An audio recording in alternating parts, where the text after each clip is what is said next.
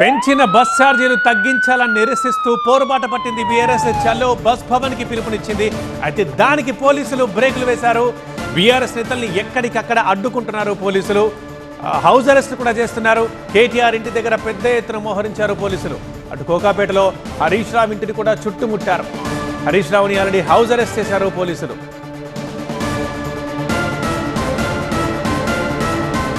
ఖుద్బుల్లాపూర్ party Medchal జిల్లా అధ్యక్షుడు MLC Shambhipur రాజు నివాసాన్ని పోలీసులు చుట్టుముట్టి హౌస్ అరెస్ట్ చేశారు.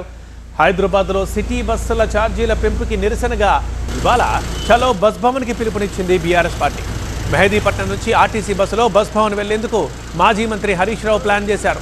సికింద్రాబాద్ నుంచి ఆర్టీసీ బస్సులో చేరుకునేలా కేటీఆర్ తలసాని ప్లాన్ చేశారు. అయితే పోలీసులు ఎక్కడికక్కడ నేతల్ని అడ్డుకుంటున్నారు.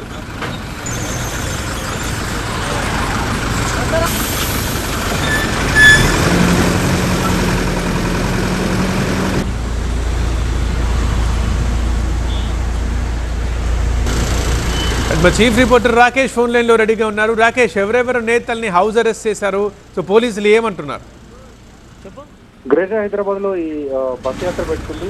ఆర్టీసీ బస్సుల్లో ఎక్కడికక్కడ ఎక్కేసి అక్కడ నుంచి బస్ భవన్ కి వెళ్ళి ఆర్టీసీ ఎండీకి వినతి పత్రం ఇవ్వాలని చెప్పేసి బీఆర్ఎస్ నిన్న ప్లాన్ చేసింది. అందుకు ఒక షెడ్యూల్ కూడా ఖరారు చేసుకుంది.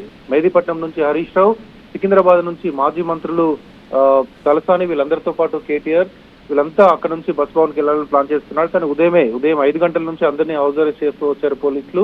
గ్రేటర్ లో ఉన్నటువంటి ఎమ్మెల్యేలందరినీ బయటకు రాకుండా హౌస్ అరెస్ట్ చేశారు. వివేకానంద గౌడ్, ఎమ్మెల్సీ శంభీపూర్ రాజు, అదేవిధంగా కృష్ణారావు, తలసాని, వీళ్ళందరినీ కూడా అక్కడే హౌస్ అరెస్ట్ చేశారు.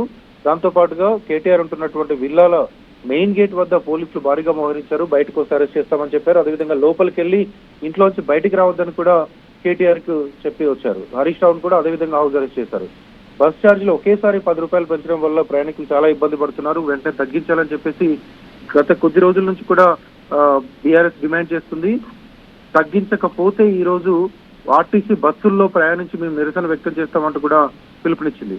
కేవలం పార్టీ కార్యకర్తలే కాదు, కేవలం పార్టీ నేతలే కాదు, పార్టీ కార్యకర్తలు కూడా పెద్ద ఎత్తున ఈ బస్ భవన్ కు రావడానికి సిద్ధమయ్యారు. ఇందుకోసమే హౌస్ అరెస్టులు జరుగుతున్నట్టుగా పోలీసులు చెప్తున్నారు. సాధారణ ప్రయాణికులకు ఇబ్బంది కలుగుతుంది. మీరంతా ఈ రోజు ఎక్కడికక్కడ బస్సుల్లో ఎక్కడం వల్ల మీతో పాటు వచ్చేటువంటి కార్యకర్తలు, పెద్ద స్థాయిలో వచ్చేటువంటి మీ బీఆర్ఎస్ కార్యకర్తల వల్ల బస్సుల్లో మిగతా ప్రయాణికులకు ఇబ్బంది కలుగుతుంది కాబట్టి అరెస్ట్ చేస్తున్నామంటూ హౌస్ అరెస్ట్ చేస్తున్నటువంటి నేతలకు పోలీసులు చెప్తూ ఉన్నారు.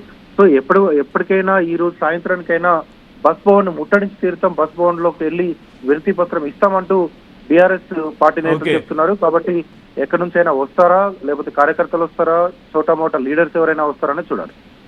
రైట్ రాకేష్.